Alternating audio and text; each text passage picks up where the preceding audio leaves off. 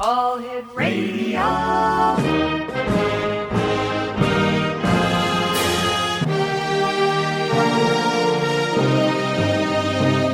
Welcome to the X Zone, a place where fact is fiction and fiction is reality. Now, here's your host, Rob McConnell.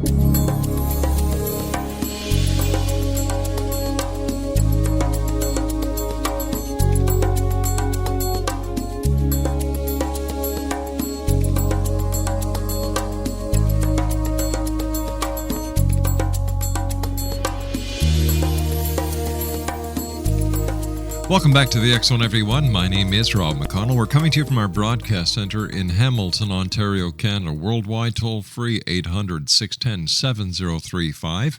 My email address is xzone@xzoneradiotv.com. On all social media sites, X Zone Radio TV.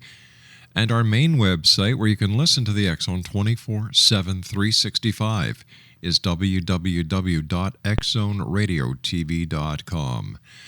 Exonation, we're going to be talking about a 170-year-old Zen teacher's legacy of scandals is only the tip of a melting iceberg. Now, the recent death of Joshu Sasuke, one of the most influential Zen teachers in modern history, has coincided with a hornet's nest of revelations, accusations, and anger. Sasuke lived to be 107, and his sexual abuse of many of his students reportedly spanned for more than 5 decades. Yet Sasuke was not one of the big bad apples in the barrel. A recent spate of scandals among teachers of Zen, Tibetan Buddhism, yoga, and other Asian traditions have revealed a pattern closely paralleling that of the sexual transgressions and cover-ups of the Catholic Church. Now, according to my guest this hour, Scott Edelstein, author of the recent book Sex and the Spiritual Teacher, many more such revelations about spiritual teachers are likely to surface in the weeks to come. Scott Edelstein has studied happily and productively with several spiritual teachers, including Tony Packer, Danin Category, Tim McCarthy, and currently Steve Hagen. As the friend of several spiritual teachers, he has also spent much of the time with them off-duty, sometimes serving as a confidant. He is a longtime practitioner of both Buddhism and Judaism, and a committed proponent of serious spirituality in all forms and traditions. Scott's short work on spiritual topics have appeared in Shambhala Sun, The American Jewish World, The Writer, the anthology What About God, and elsewhere. He is also the author of 15 other books on a wide range of subjects. Joining me now to talk about his new book, Sex and the Spiritual Teacher, is Scott Edelstein. And Scott, welcome to the X Zone. Thanks so much, Rob. I'm glad to be here. What was it, Scott, that started you on your spiritual quest? Well, that's an interesting question because, in a way, it started from the time I was a child. All of us have spiritual thoughts from the time we're children. We wonder about why things are the way they are, why people treat each other the way they are. So the beginnings were really no different than from anyone else. But I did have a kind of a big turn when I decided I was going to be writing this book, because no one had really dealt effectively or thoroughly with the question of spiritual teachers who cross these sexual boundaries. And Joshu Sasaki, and I should make it clear, it's pronounced Sasaki, and Americans and Canadians sometimes have trouble with Japanese names, and it's very understandable. So his name was Joshu Sasaki.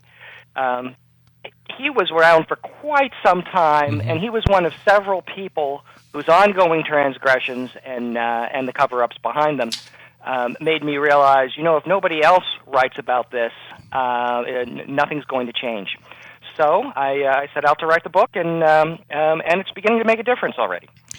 What kind of difference have you seen? Well, for one thing, I now get regular reports from people who are saying, here's what's going on in my spiritual community.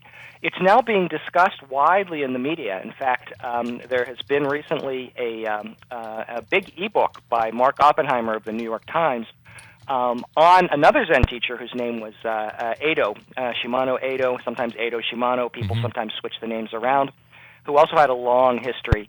And this isn't, I happen to mention Zen, but this goes across all the spiritual traditions. And now, finally, people are talking about it. For a long time, people thought it didn't happen, and so this stuff would get swept under the rug. Or they would say, oh, that's a Catholic problem. Well, it surely is a Catholic problem, but it's also a problem in every major religious tradition across the world, and continues to be a problem. So it's not by any means that these problems have been solved, but at least they're being talked about, and people are being much more careful. Not everyone, but more of them. Scott, stand by. You and I have to take a commercial break. We'll be back in 2 minutes. Exonation, Scott Edelstein is our special guest this hour. Here's a couple of websites, www.sexandthespiritualteacher.com, and Scott's website is scottedelstein.com. And as I said, we're going to be talking about this very important topic this hour here in the X Zone as we continue broadcasting around the world from our broadcast center in Hamilton, Ontario, Canada, on the X Zone Broadcast Network and our growing family of broadcast affiliates worldwide. Don't forget, you can always listen to the X Zone Radio Show 24/7, 365 at www.xzoneradiotv.com or by calling 213-401-0080. Don't go away.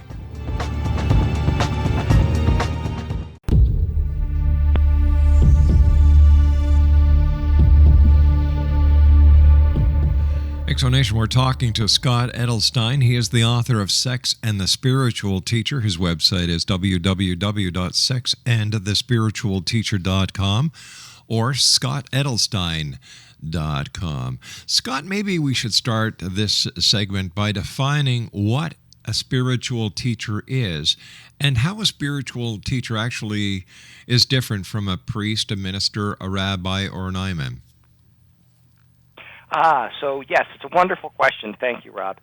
So if you're a rabbi or an imam, which is a spiritual leader in the Muslim tradition, or a priest or a minister, you typically have a congregation. You can marry, you can bury, you have a ceremony and ritual role, and there are certainly ways in which you connect with the people in your community. But those ways tend to be considerably less intimate than when you're a spiritual teacher, because a spiritual teacher has a much more one-to-one role. And they're sometimes called spiritual counselors, spiritual coaches, depending on the tradition. And what they do is typically on a one-to-one basis, they help people grow up and wise up and open up, become more human. And so spiritual teachers they're quite common in, for example, obviously they're common in Catholicism, they're common in Judaism, in Islam, in all the Eastern traditions. The one place where they're not as common, in North America anyway, is in the Protestantism, in what we call the Protestant Church. But we see them everywhere else, and they also can be unaffiliated with any particular religious tradition. They just hang out a shingle. And typically, because they are working one-on-one with people, there's often a great deal more trust, a great deal more intimacy. And so when that intimacy is violated, well, first of all, there's all kinds more temptation because of that spiritual intimacy for other kinds of intimacies to occur. And that temptation is for both sides, for both the teacher and the student. And when it is violated, it creates a much bigger wound that becomes harder to heal from. And often both parties can get very confused, very upset. So there's a huge difference between the ordinary clergy and what we would call a spiritual teacher. Of course, some people are both, but I'm talking about the role definition rather than the particular title. Gotcha. Why is there this attraction? Is it strictly because it's a one-to-one? Like, I've had tutors, and I've never had an attraction to one. They had a job to do, and I was the recipient of their work. Well, imagine that that tutor somehow understood you in a way that almost no one else did, possibly in a way that your partner or your parents or your siblings didn't, which is often the case with a spiritual teacher. So one thing that can happen with the legitimate spiritual teachers is there's a level of understanding and communication that doesn't exist anywhere else. And people sometimes will confuse that with being soulmates or with, oh, this person is right for me. That's at the kind of good end. Then there's also the what you could call the evil end, which is that all the helping professions, sadly, attract people with serious personality disorders. They attract narcissists. They attract sociopaths. And a small but dangerous percentage, I'd estimate maybe 5%, 4%, something like that, of spiritual teachers, just like a similar percentage of ordinary clergy, of psychotherapists, of doctors, of college professors, are actually attracted to the profession specifically so they can exploit other people for their own benefit. So you've got these two different streams, one having to do with a kind of general appreciation and mutual attraction, and the other having to do with outright predation and exploitation. But isn't it up to the spiritual teacher to set the boundaries as a professional? Well, of course it is. Of course it is. And so I actually break down the different subtypes, as it were, of these kind of boundary violations into different groups. So, for example, the three largest groups, I would say, are what you could call the predators or the exploiters. And these are the people who really don't give a damn about the boundaries. They're in it for themselves, and a lot of them aren't legitimate spiritual teachers, of course. Some of them may have a limited amount of spiritual insight that's just enough that enables them to hold that position, and then they use that to not so good effect in the same way that we've seen teachers and politicians and other leaders do. Then there's the errants, which are the people who simply they want to hold the boundary and they fail. They lose it. And then there's what I call the exceptionalists, which are people who will cross that boundary, but they'll feel like, well, in this particular case, for this particular reason, with this particular person, it's okay. And if you really were to kind of take it from the top down, from the worst to the least damaging, and I do break this down in the book, the worst are the charlatans, the outright frauds, the predators who might have some insight, but they're still out for themselves, the narcissists who just completely follow, then no one else is even on their radar screen, what I call the false Brahmins, which are people who feel a kind of entitlement, like they're special, and so the rules don't apply to them, the libertines, who are essentially, they don't believe in sexual or other boundaries. Then there's the errants, the people who have a misstep, but some people will misstep, and those they can be just as dangerous because they can have good intentions, but if you're a sex addict, for example, you can have the best intentions in the world and you keep repeating the same behavior. It's the kind of one-time, short-term errants who I argue are kind of redeemable. The others are they're in the wrong profession. They need to be doing something else. So how do we weed out the good from the bad? And how does a person who is seeking spiritual advice and spiritual guidance know how to stay away from the people who are out to get them or take advantage of them? Well, of course, in one sense, the whole book is the answer to that question. But a short answer is the very first thing that each individual can do is trust their own heart and gut and mind and not leap into anything too quickly. For the same reason, for example, that it's not generally a good idea to pick up a stranger in a bar, have wild sex with them, and hope that they'll be good to you in the future.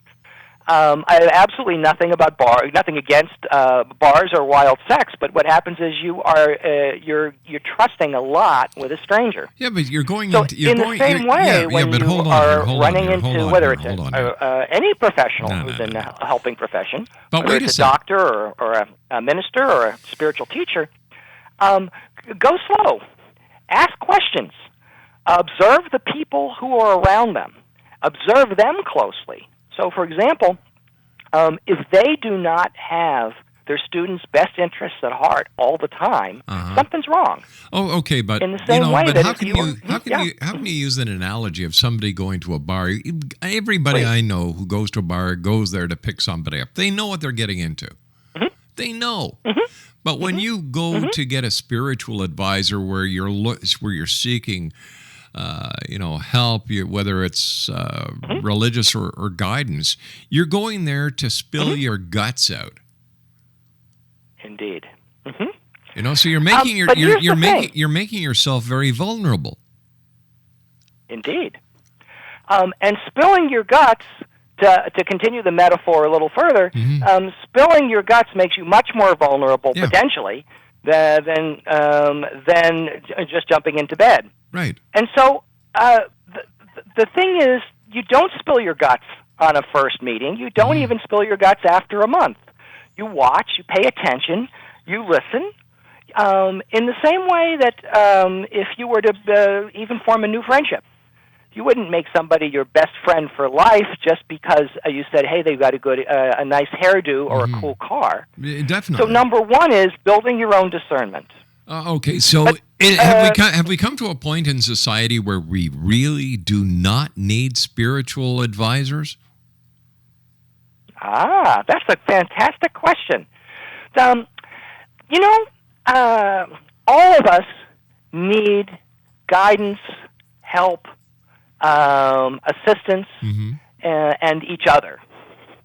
But not everybody needs a spiritual teacher, and anyone who says that everybody does, I would be careful about. If somebody said to me, everyone needs a dry cleaner, I would be a little worried. If they said everyone needs a piano tuner, I'm bald, I don't need a barber.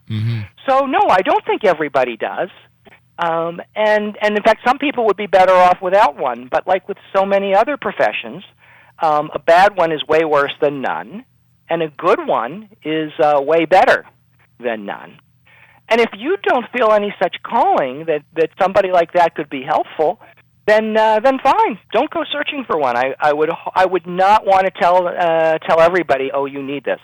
In fact, that would be one of the hooks that a predator would use to say everybody needs one. Here in North America, I don't think the spiritual teacher or the need for a spiritual teacher has been so popular, except in the last 15, 20 years. What is it that all of a sudden certain members of society are saying, I need a spiritual teacher? Is it because they're not getting what they need from the established religious philosophy that they've been part of, that they're seeking outside of the forest? Well, I would actually push back on that in two ways. The first is that North America has a long tradition of spiritual teachers, and in fact, when I say that in the Protestant church now, it's not very common. If you go back into the 1800s, particularly from 1850 to 1900, you will see there were a ton of spiritual teachers out there. A lot of very charismatic people who led movements, who founded communes. So it's a kind of modern phenomenon. I would argue that people don't routinely look for such folks. The other thing is that you don't have to leave your own tradition. Many people will find a spiritual teacher within their own tradition. I was raised Jewish, and one of the people who got me to who encouraged me to write the book is a Jewish spiritual teacher who is I don't want to get sued, so I'm not going to give the name on the air, but he's a sociopath, he's a narcissist, he's a sex addict, and he's done terrible harm. And he actually appears in the book, but not by name. And there's a thought, a common thought, that people leave their religion and sometimes they look for somebody who's from a different tradition, sometimes from somebody who's from a different continent, and that's not the case at all. There's a long history. Okay, Scott, we're going to have to take our news break here. Please stand by. Scott Edelstein is our guest. SexandtheSpiritualTeacher.com, ScottEdelstein.com. Exo Nation, don't go away. We'll be back after the news. I'm Rob McConnell, and welcome to the X Zone, a place where fact is fiction and fiction is reality. Today on the X Zone, the Sasquatch hoax of 1967. The 1967 film of the elusive Bigfoot took every member of the paranormal and scientific community by great surprise. Finally, the proof that Bigfoot did exist, or did it? In 1996, the story broke on how Roger Patterson perpetrated his infamous hoax when the Canadian film director Harry Kimball described in detail that the film, edited at CanWest Studios in Vancouver, BC, was indeed a hoax. By the way, the footage was shot in Canada, not in the US, and yes, it was a rented gorilla suit. As of yet, there is no physical evidence whatsoever to support any claims for the existence of Bigfoot. Join me, Rob McConnell, for another story from the world of the paranormal and the science of parapsychology when next we meet in the X Zone, the place where people dare to believe and dare to be heard.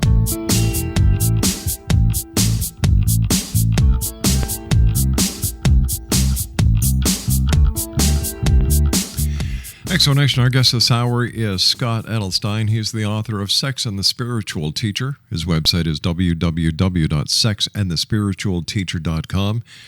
And he also has scottedelstein.com. Scott, you say that we're just, it's just the tip of the iceberg. What do you mean by that?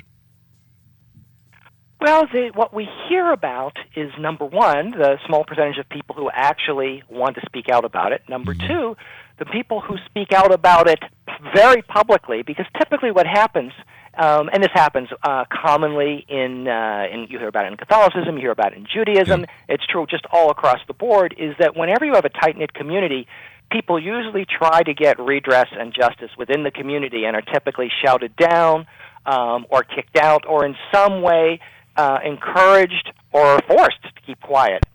So there's what's been going on in terms of these boundary violations is probably as old as religion itself, certainly as old as there have been these intimate one-to-one spiritual relationships. And so the reason it's the tip of the iceberg is not so much that the iceberg has suddenly grown. The iceberg has already been there. And we are only now beginning to understand what the iceberg is, and we're looking down and going, oh, this isn't just a little bit of ice that we're standing on. This goes much deeper, and that's part of what my book is about, to help people wake up and be a little more savvy about this.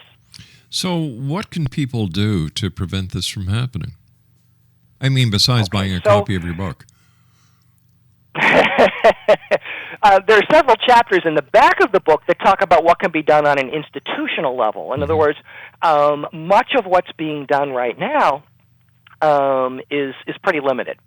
And so we're only now being kind of getting on our feet in terms of knowing what to watch for within organizations, within denominations or spiritual traditions.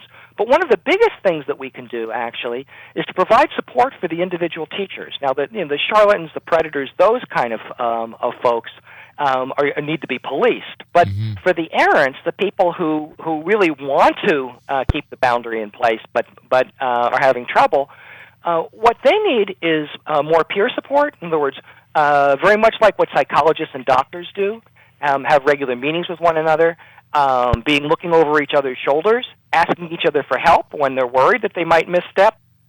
It would also be nice to have a confidential hotline that these folks can call. The next thing that would be important is for members of every spiritual community to understand how important it is to speak out quickly when they see anything that seems to be amiss. And right now, people let a lot of things wash over them because they just think, oh, it's a spiritual community, no one would possibly be doing any harm, this person's a spiritual teacher, how could he or she possibly be predatory or problematic? And we've certainly learned with ordinary clergy, as well as with all the helping professions, that occasionally people are that way. So in part, we simply need to not be so naive ourselves. And then if you are a spiritual teacher and you feel a kind of temptation to stray, you need to as quickly as possible talk to somebody. It would also help for spiritual teachers to set better boundaries in all ways, not just sexual. So a lot of them are very depleted because people ask them for everything, and they're not good at saying no, and they need to be taking better care of themselves. So there's a whole slew of other such things, but I'm giving you a few of the highlights of some of the things that some of the different players can do. All right, let's look at the other side of the story. What about the people who seek out these spiritual advisors, that the person seeking out the advisor is the predator? So in those cases, it's rare. I would hesitate to call them the predator, but I would certainly say they're often complicit. In other words, it's pretty rare that someone is trying to bring down a spiritual teacher. But what is very common is that they are trying to get something for themselves through the association with the spiritual teacher. And usually it's because of some kind of, they're just not emotionally grown up. In other words, they think that by seducing the teacher, that gives them some power, or by getting involved sexually with them somehow that makes them special or more valuable, or that somehow that the sexual encounters are a spiritual teaching. And that is one of the, one of the biggest ripoffs in the book in both directions, that either the teachers claim it with their students, that somehow it's some kind of special teaching or special bestowal of a blessing, and it's not. Or the student thinks that they will get such a somehow some of the insight and the compassion will rub off on them. Well, just ask yourself if you were to have sex with somebody short, would you get shorter? If you were to have somebody sex with somebody who was left-handed, would that make you left-handed? Doesn't work that way. It all depends on what they did with their left hand. That gave me satisfaction. I guess I tried. Point taken. Indeed. So, in your experience, or doing the research for your book, or speaking to the people that you've had the experience, the opportunity of speaking to, do we find that most of these predators are male or female, or is it a mixed bag? Oh, it's a wonderful question, because in part, I have to be very careful to talk about two very different things. Okay. First of all, whether we're talking about predators, predators, narcissists, the people who are exploitive, or the people who simply lose the way, the errants, the actual percentage seems to be roughly 90 to 95% male. Now, what we would call the victims, or sometimes they're complicit, but the students are not necessarily, or not 90% male. They're probably about 75% female. They're about because remember, this has nothing to do with sexual orientation, right. But it is heavily oriented toward the teacher being male, and there's a whole bunch of reasons for that I do go into in the book. Some of it has to do with how men are raised. Some of it has to do with testosterone. Some of it has to do with being an alpha male figure, and by say alpha male, you can be a woman and be an alpha male essentially. In a spiritual community. But I will say this, that it is far, far more common in all the helping professions when there's been this boundary violation for the helping professional to be male. Roughly 9 to 1, 10 to 1. But I really want to emphasize that doesn't mean it doesn't happen the other way. There's a tendency for people to think, well, there's a 90% chance this mushroom isn't poisonous, so therefore it's okay for me to eat it. In a similar fashion, there are exploitive women out there. You can, not a lot, much smaller percentage, but they're there. So don't assume that you're safe because the person's a woman. That's what I was getting at. So with organized religion, you have a tier system. You've got the boss on top, and then, for example, in Catholicism or in the Church of Anglican, you've got the archbishop, you've got the bishop, then you've got the minister, and so on. When it comes to a spiritual teacher who usually operates on their own, who guides them? Who polices them? Oh, it's a wonderful question. Because you really can divide the spiritual teachers into two groups. Those who are part of a formal religious tradition, which actually makes up most of them. The vast majority are, in fact. So even if you're looking at traditions that might look esoteric to us, like Tibetan Buddhism, for example, there's a very clear hierarchy of who reports to whom, and so on. So depending on the tradition, some have some pretty serious oversight boards and levels in place. But the fact that those things are in place doesn't mean they're doing their job. In fact, sometimes, as we've seen often in the Catholic Church, Yep. as we see repeatedly now also in Orthodox Judaism, that their job actually is not to police and not to support the teacher in their health, but supporting the teacher in their transgression, and they act very much like an incestuous family. That said, you make a good point by implication in terms of the people who are independent or don't answer to anyone, because if they don't answer to anyone, then there's no one to catch them and to say, wait a minute, something's wrong. But there is one exception to that, and that is every spiritual teacher, I mean, they're not a spiritual teacher unless they have a community, unless they have people who are working with them. Otherwise, they're just a lecturer.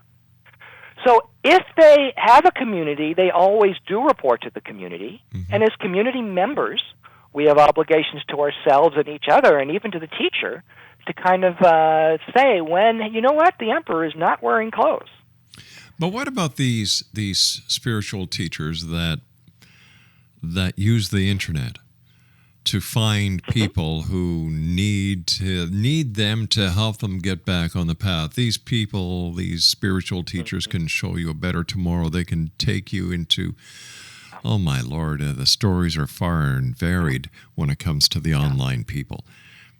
They prey on people, except they don't prey on them for sexual gratification. They hook them into sometimes becoming... they do that as well. Really? Yeah, sometimes they do that as well. I mean, it might be ultimately phone sex or cyber sex, but and it might be real too. But I'm really glad you raised that, because yes, those people are, I mean, not invariably, but that is the group that is most likely to be predatory of any group of spiritual teachers, and so their community as such may be virtual, or it may be imaginary, right? They've kind of created it. Yep. But yes, I would be very hesitant to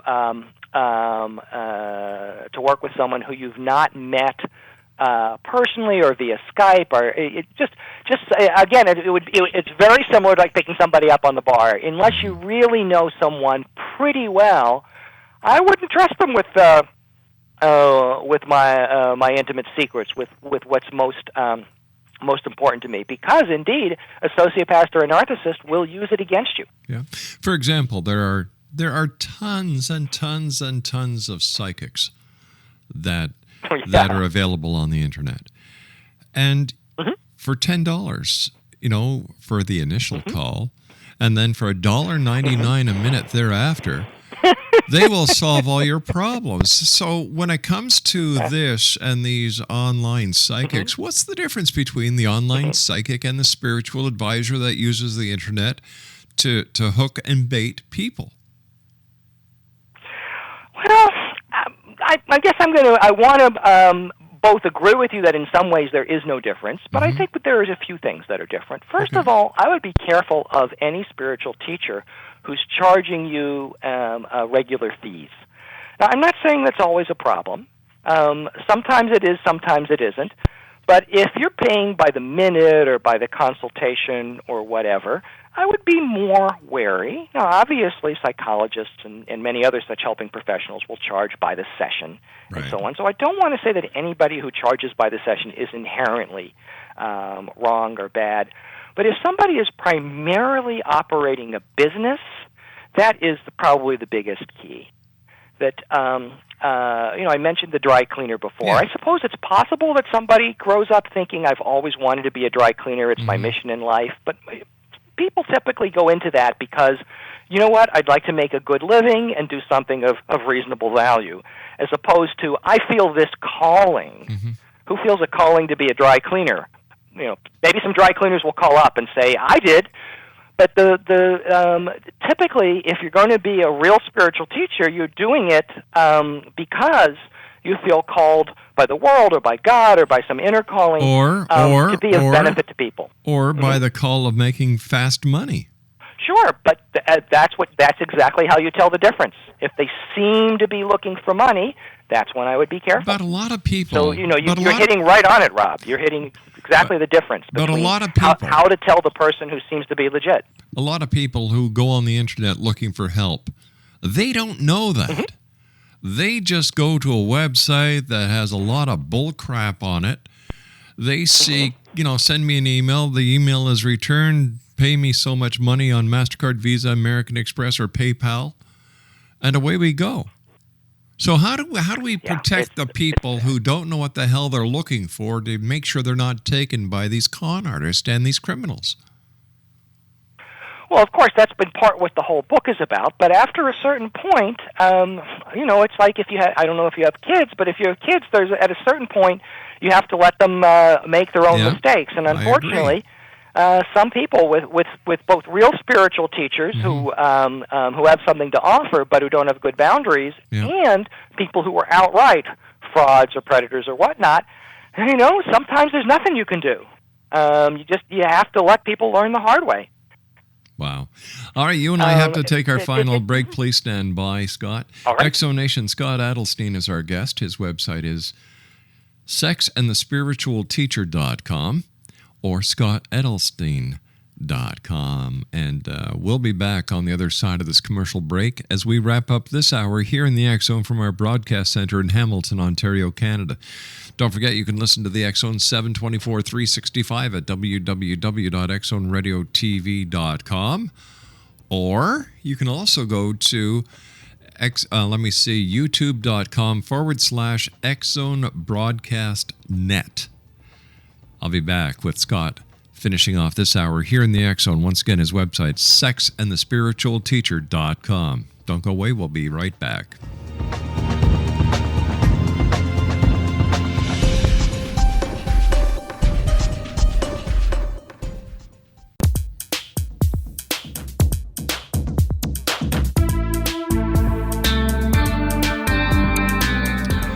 Welcome back, everyone. Scott Edelstein is our guest. Sexandthespiritualteacher.com is the website.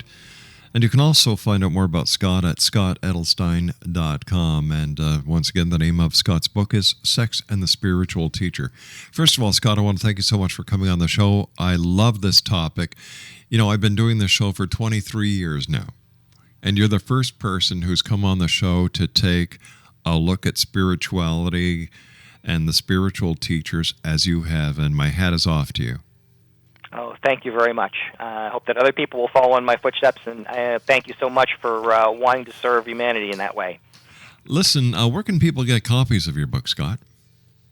Well, they can certainly get it from any of the online vendors, Amazon, BarnesandNoble.com, etc. They can also, if their local bookstore doesn't have it, they can certainly just get it ordered. Any bookstore can get it with a click, and of course it's available through all the major ebook vendors as well. Scott, easy to find. Scott, what is the final message you would like to leave with the X Zone Nation tonight? I would say it's that spirituality is real, it's valuable, it's always worthwhile for us to become more human, for us to grow up. It's important, what we're all called to do. And that spiritual teachers are neither all good nor all bad. They're like members of every other profession. They range from absolutely wonderful to absolutely terrible, and sometimes they can change over time. So ultimately, we need to learn to trust our own hearts and minds and guts, be willing to make mistakes, and be both, be careful, but also don't close ourselves down.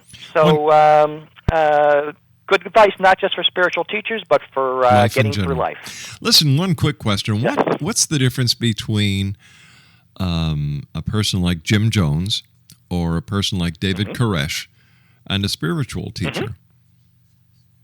Well, some of these people are self-proclaimed spiritual teachers, and that's precisely why I wrote the book, because it's kind of like, what's the difference between a transistor radio from 1958 and the receiver that you have in your studio? They're both essentially the same in some ways, but you know what? They're not really the same at all. Yeah. So there's no way other than through your own discernment that you are going to be able to just make that decision about is this a David Koresh or is this the right person for me? So keep trusting yourself. That's just what's always going to be your best guide. To your knowledge, David, are there any organizations where people can go to to check out some spiritual teachers to see if the person is on the level? Oh, yes. That's a wonderful question. So, there is first of all, there's a whole variety of things in the back of my Of your book? of my book that people can go to check. But in addition, there is something called Guruphilia, Guruphiliac, I believe. Right. And it was with Blogspot, and it looks like it may have moved. But Guruphiliac normally reports on exploitive spiritual teachers. That's excellent. Yeah. David, I want to thank you so much for joining us. I wish you much success, and I'd love to have you back on in the future to discuss this very important topic. And if there's any way we can help you, you just let me know. Thanks so much, Rob. I'd be thrilled to come back, and it's been a wonderful hour. It's been my pleasure, sir. Take care of yourself, David. Exonation, my guest this hour has been David Edelstein. A fantastic topic. I'm glad he wrote his book. It's entitled Sex and the Spiritual Teacher. His website is sexandthespiritualteacher.com, and you can also find out more about David at his other website. ScottEdelstein.com. I don't know why I called him David. All right, we'll be back on the other side of this break as we continue here in the X Zone from our broadcast center in Hamilton, Ontario, Canada. Don't forget, Exonation, you can always listen to the show at www.xzoneradiotv.com. Don't go away now.